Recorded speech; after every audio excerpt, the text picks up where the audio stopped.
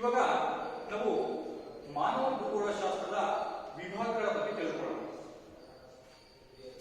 ಮಾನವ ಭೂಗೋಳಶಾಸ್ತ್ರವು ಪ್ರಮುಖವಾಗಿ ಮಾನವನ ಮತ್ತು ಆತನ ಪರಿಸರದ ಎಲ್ಲಾ ಬಗೆಯ ಸಂಬಂಧಗಳ ಕುರಿತು ಅಭ್ಯಾಸವನ್ನ ಕೊಡುತ್ತದೆ. ಇಲ್ಲಿ ಮಾನವ ಭೂಗೋಳಶಾಸ್ತ್ರವು ಕೇವಲ ಮಾನವಿಕ ಅಂಶಗಳನ್ನು ಮಾತ್ರ ವಿವರಣೆ ಕೊಡೋದಿಲ್ಲ. ಅಂದ್ರೆ ಮಾನವನ ಎಲ್ಲ ಚಟುವಟಿಕೆಗಳು ಪ್ರಕೃತಿಯಿಂದ ಪೂರಕವಾಗಿರ್ತಕ್ಕಂಥದ್ದು. ಮನುಷ್ಯನ ಎಲ್ಲಾ ಬಗೆಯ ಚಟುವಟಿಕೆಗಳಿಗೆ ನೇರ ಕಾರಣ ಅಂದ್ರೆ ಅದು ಪ್ರಕೃತಿ. ಈ ಪ್ರಾಕೃತಿಕ ಅಂಶಗಳಾಗಿರ್ತಕ್ಕಂತಹ ನದಿಗಳು, ಪ್ರಸ್ಥಭೂಮಿಗಳು, ಪರ್ವತಗಳು,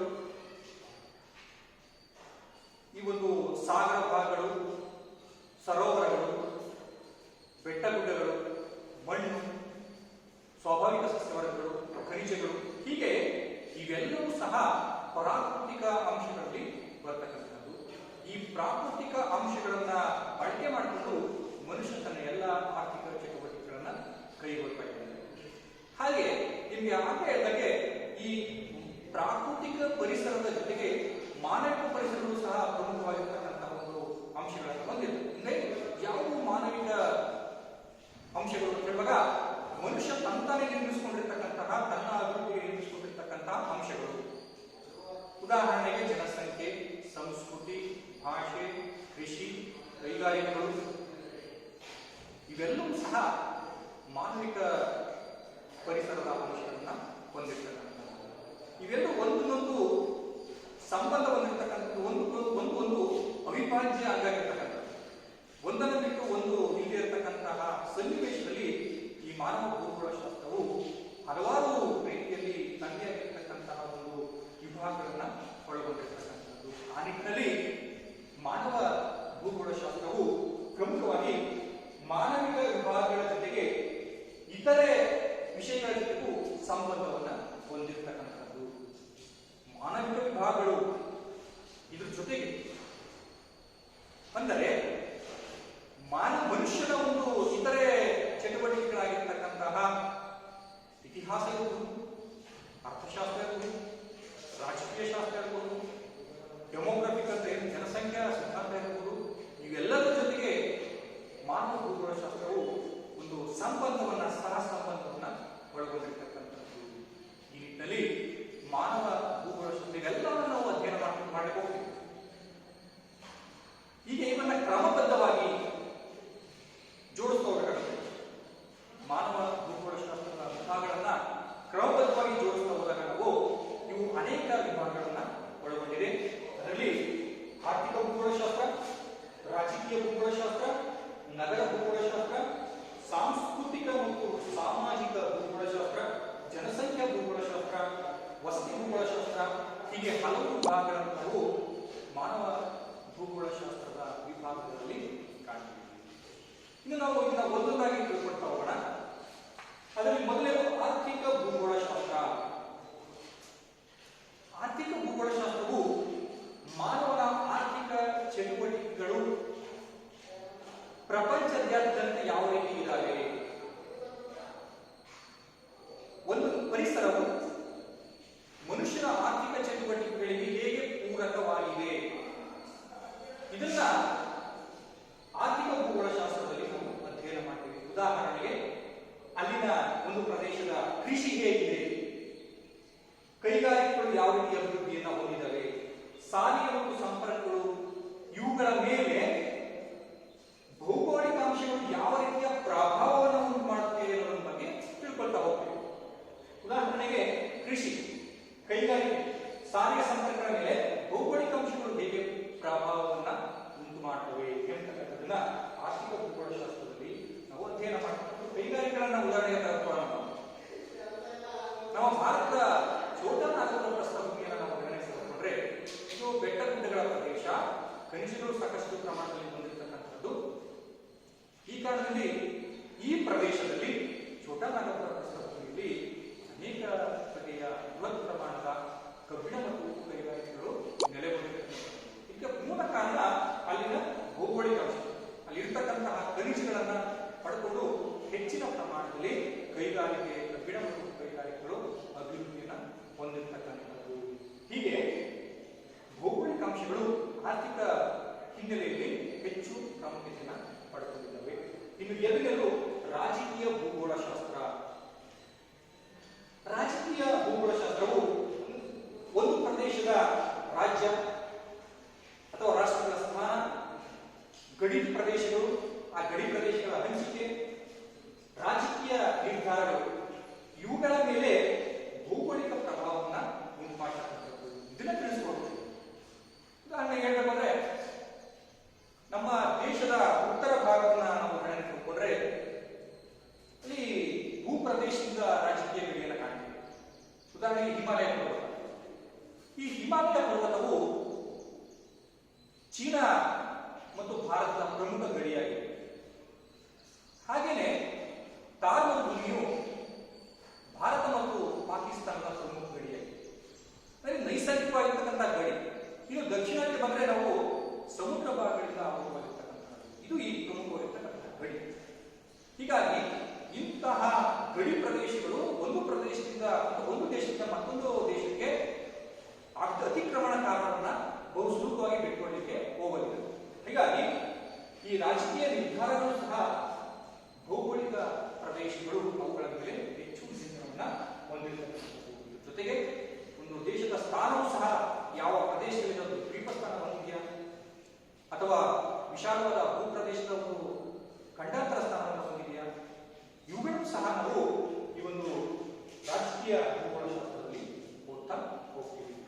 ಇನ್ನು ಮೂರನೇದು ನಗರ ಭೂಗೋಳಶಾಸ್ತ್ರ. ನಮ್ಮ ಪ್ರಪಂಚದ ಒಟ್ಟು ಜನಸಂಖ್ಯೆಯಲ್ಲಿ ಸುಮಾರು 51 ಭಾಗದಷ್ಟು ಜನರು ನಗರ ಪ್ರದೇಶಗಳಲ್ಲಿ ವಾಸಿಸ್ತಾರೆ. ಅಂದರೆ ಪ್ರಪಂಚದ ಅರ್ಧಕ್ಕಿಂತಲೂ ಹೆಚ್ಚು ಭಾಗ ನಗರವಾಸಿಗಳನ್ನು ಕಾಣ್ತಾರೆ. ಹೀಗಾಗಿ ಕೆಲವು ದೇಶಗಳು ಹೆಚ್ಚು ನಗರೀಕರಣದಲ್ಲಿ ನಗರ ಪ್ರದೇಶಗಳನ್ನು ಹೊಂದಿದ್ದಾರೆ. ನಮ್ಮ ಭಾರತದಂತಹ ಹಿಂದುಳಿದ ದೇಶಗಳು ಹೆಚ್ಚು ಹಳ್ಳಿಗಳಿಂದ ಕೂಡಿರ್ತಕ್ಕಂಥದ್ರೆ ಕಡಿಮೆ ನಗರ ವಾಸಿಗಳನ್ನು ಹೊಂದಿರ್ತದೆ. ಹೀಗೆ ಒಂದು ಪ್ರದೇಶದ ನಗರಗಳು ಅವುಗಳ ಸ್ಥಾನ, ಬೆಳವಣಿಗೆ ಮತ್ತು ಅಲ್ಲಿ ಯಾವ ಯಾವ ರೀತಿಯ ವಾಣಿಜ್ಯಗಳು ಚಟುವಟಿಕೆಗಳನ್ನ ನಡೆಸ್ತಾ ಇರ್ತಾರೆ, ಆ ವಾಣಿಜ್ಯಗಳ ರಚನೆ, ವಲಸೆ, ಹಂಚಿಕೆ ಮತ್ತು ಅಲ್ಲಿನ ಉದ್ಯೋಗಗಳು, ಯಾವ್ಯಾವ ರೀತಿಯ ಉದ್ಯೋಗಗಳನ್ನ ಸಾಮಾನ್ಯವಾಗಿ ನಗರ ಪ್ರದೇಶಗಳು ಅಂತಂದಾಗ ಅಲ್ಲಿ ಹೆಚ್ಚಿನ ಪ್ರಮಾಣದಲ್ಲಿ ಸೇವಾ ವಲಯದ ಉದ್ಯೋಗಗಳನ್ನು ಹೆಚ್ಚು ಕಾಣ್ತೀವಿ. ಇದ್ರ ಜೊತೆಗೆ ಕೈಗಾರಿಕೆಗಳು ಸಹ ಸಾಕಷ್ಟು ಅಭಿವೃದ್ಧಿಯನ್ನು ಹೊಂದಿರ್ತವೆ. ಹೀಗಾಗಿ ಅಲ್ಲಿನ ಪ್ರದೇಶದ ಉದ್ಯೋಗಗಳ ರಚನೆಯನ್ನು ನಾವು ಸಾಮಾನ್ಯವಾಗಿ ನಗರ ಪ್ರದೇಶಗಳು ಹಿಂದಿನಿಂದ ಒಂದೇ ರೀತಿಯಾಗಿಲ್ಲ. ನಾವು ಬೆಂಗಳೂರು ಉದಾಹರಣೆಯನ್ನು ತೆಗೆದುಕೊಂಡ್ರೆ ಒಂದು 20 ವರ್ಷಗಳಿಂದ ಇವತ್ತಿನ ಒಂದು ಜನಸಂಖ್ಯೆಯು ದ್ವಿಗುಣಗೊಂಡಿರ್ತಕ್ಕಂಥದ್ದನ್ನು ನಾವು ಕಾಣ್ತೀವಿ. ಹೀಗೆ ನಮ್ಮ ದೇಶದ ಎಲ್ಲಾ ನಗರಗಳ ಪರಿಸ್ಥಿತಿ ಸಹ ಹೀಗೆ. ಸ್ವತಂತ್ರ ಪೂರ್ವದಲ್ಲಿ ಇದ್ದಂತಹ ನಗರಗಳ ಜನಸಂಖ್ಯೆ, ಅದರ ಬೆಳವಣಿಗೆ ಇವತ್ತು ಹೆಚ್ಚಿನ ಪ್ರಮಾಣದಲ್ಲಿ 2 ಪಟ್ಟು 3 ಪಟ್ಟಾಗಿರ್ತಕ್ಕಂಥದ್ದನ್ನು ಕಾಣ್ತೀವಿ. ನಿಧಾನವಾಗಿ ನಗರಗಳ ಜನಸಂಖ್ಯೆ ಹೆಚ್ಚಾಗ್ತಾ ಇರತಕ್ಕಂಥದ್ದು. ಹೀಗಾಗಿ ನಗರಗಳ ಜನಸಂಖ್ಯೆಯನ್ನು ಸಹ ನಾವು ಅಧ್ಯಯನ ಮಾಡತಕ್ಕಂಥದ್ದು. ಇದು ಮಾನವ ಭೂಗೋಳಶಾಸ್ತ್ರದ ವಿಭಾಗಗಳು. ತದನಂತರ ಸಾಂಸ್ಕೃತಿಕ ಮತ್ತು ಸಾಮಾಜಿಕ ಭೂಗೋಳಶಾಸ್ತ್ರ. ಇದು ಪ್ರಪಂಚದ ಜನರ ಜೀವನ ಪದ್ಧತಿ, ಆ ಜನರ ಸಂಸ್ಕೃತಿ, ಅವರ ಆಚಾರ ವಿಚಾರಗಳು, ಇವು ಅಲ್ಲಿನ ಭೂಪ್ರದೇಶಗಳ ಮೇಲೆ ಅಂದರೆ ಅವರ ಭೌಗೋಳಿಕ ಪ್ರದೇಶಗಳ ಬಗ್ಗೆ ಹೆಚ್ಚಿನ ಒಂದು ಬೆಳಕನ್ನು ಚೆಲ್ಲುತ್ತೇವೆ. ಪ್ರಪಂಚದಾದ್ಯಂತ ಏಕಪ್ರಕಾರವಾಗಿರ್ತಕ್ಕಂಥ ಸಂಸ್ಕೃತಿ ಇಲ್ಲ. ಕೆಲವು ಪ್ರದೇಶಗಳು ಬಹು ಸಂಸ್ಕೃತಿಯನ್ನು ಹೊಂದಿವೆ, ಇನ್ನು ಕೆಲವು ಪ್ರದೇಶಗಳು ಏಕ ಸಂಸ್ಕೃತಿಯನ್ನು ಹೊಂದಿವೆ. ಭಾರತದಂತಹ ವಿಶಾಲವಾದ ದೇಶಗಳು ಬಹು ಸಂಸ್ಕೃತಿಯನ್ನು ಹೊಂದಿರತಕ್ಕಂತಹ ದೇಶವನ್ನು ನಾವು ಕಾಣ್ತೀವಿ. ಹೀಗಾಗಿ ಅಲ್ಲಿನ ಆಚಾರ ವಿಚಾರಗಳು ಸಹ ಬೇರೆ ಬೇರೆ ಇದ್ದಾರೆ. ನಮ್ಮ ಭಾರತವನ್ನು ನಾವು ಪರಿಗಣನೆ ತೆಗೆದುಕೊಂಡ್ರೆ ಉತ್ತರ ಭಾರತದ ಜನರು ಒಂದು ರೀತಿಯ ಆಚಾರ ವಿಚಾರಗಳು, ದಕ್ಷಿಣ ಭಾರತದ ಜನರ ಆಚಾರ ವಿಚಾರಗಳು ಬೇರೆ ಬೇರೆ, ಇವರ ಸಂಸ್ಕೃತಿ ವಿಭಿನ್ನವಾಗಿರ್ತಕ್ಕಂಥದ್ದು. ಹೀಗೆ ಆಯಾ ಪ್ರದೇಶದ, ಆಯಾ ದೇಶದ ಜನರ ಆಚಾರ ವಿಚಾರಗಳು, ಸಂಸ್ಕೃತಿ, ಇವುಗಳನ್ನ ನಾವು ಈ ಒಂದು ಸಾಂಸ್ಕೃತಿಕ ಸಾಮಾಜಿಕ ಭೂಗೋಳಶಾಸ್ತ್ರದಲ್ಲಿ ನಾವು ತಿಳ್ಕೊಳ್ತಾ ಹೋಗ್ತೀವಿ. ಇನ್ನು ಕೆಲವು ದೇಶಗಳು ಈ ಸಾಂಸ್ಕೃತಿಕ ಭೂಗೋಳಶಾಸ್ತ್ರವನ್ನೇ ಸಾಮಾಜಿಕ ಭೂಗೋಳಶಾಸ್ತ್ರ ಅಂತಲೂ ಸಹ ಹೋಗ್ತಾರೆ. ಅಂದ್ರೆ ಎರಡೂ ಸಹ ಸಾಂಸ್ಕೃತಿಕ ಮತ್ತು ಸಾಮಾಜಿಕ ಎರಡು ಬೇರೆ ಇರತಕ್ಕಂತಹ ರೀತಿಯಲ್ಲಿ ಅಭ್ಯಾಸ ಮಾಡೋದನ್ನ ನಾವು ಕಾಣಬಹುದು. ಕೆಲವು ದೇಶಗಳು ಎರಡೂ ಸಹ ಒಂದೇ ರೀತಿಯಲ್ಲಿ ಓದ್ತಕ್ಕಂಥದ್ದು. ಮತ್ತೆ ಐದನೇದು ಜನಸಂಖ್ಯಾ ಭೂಗೋಳಶಾಸ್ತ್ರ. ನಿಮ್ಗೆ ಆವಾಗ ಹೇಳಿದೆ, ನಗರಗಳು ಹೆಚ್ಚಿನ ಜನಸಂಖ್ಯೆಯನ್ನ ಹೊಂದಿರತಕ್ಕಂಥದ್ದು ಪ್ರಪಂಚದಲ್ಲಿ.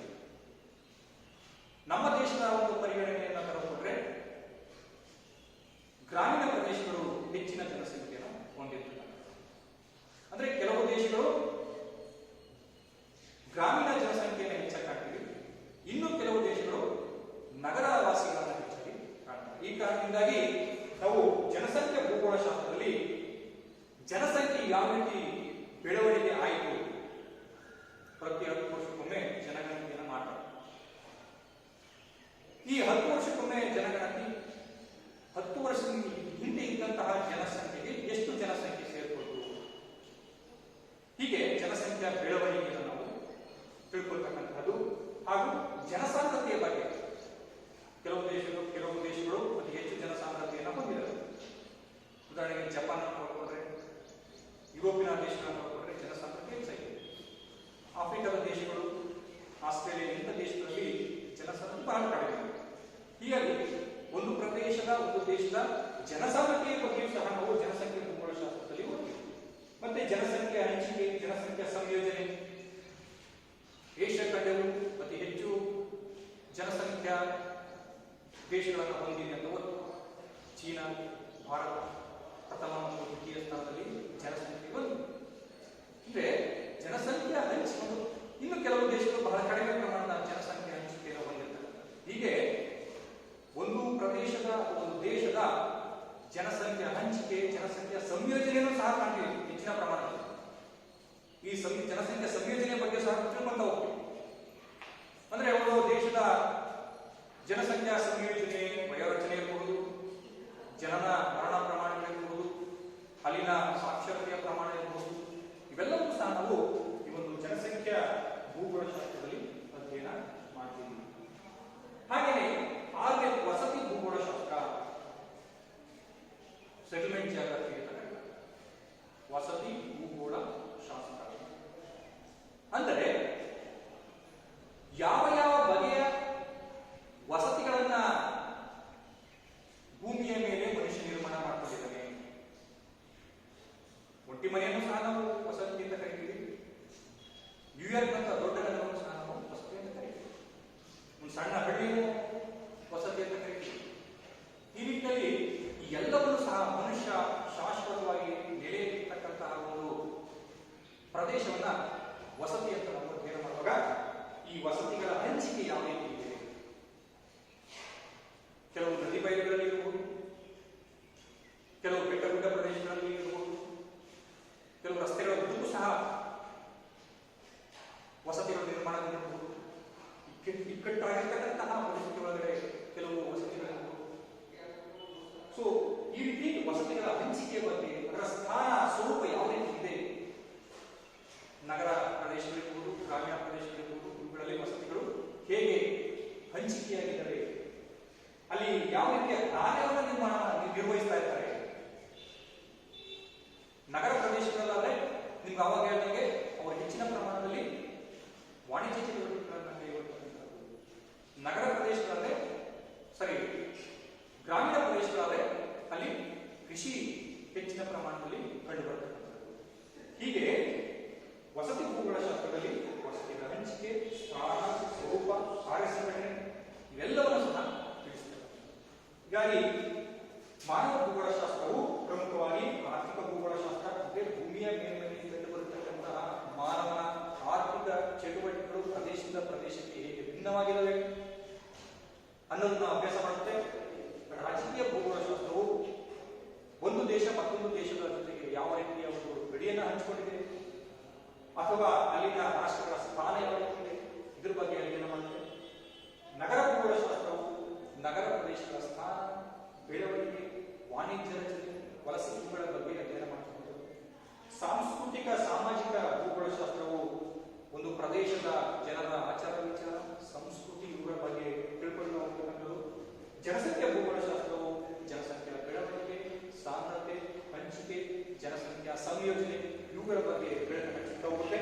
ವಸತಿ ಭೂಗೋಳಶಾಸ್ತ್ರವು ಒಂದು ಪ್ರದೇಶದಲ್ಲಿ ಬರತಕ್ಕಂತಹ ವಸತಿಗಳ ಸ್ಥಾನ, ಹಂಚಿಕೆ, ಸ್ವರೂಪ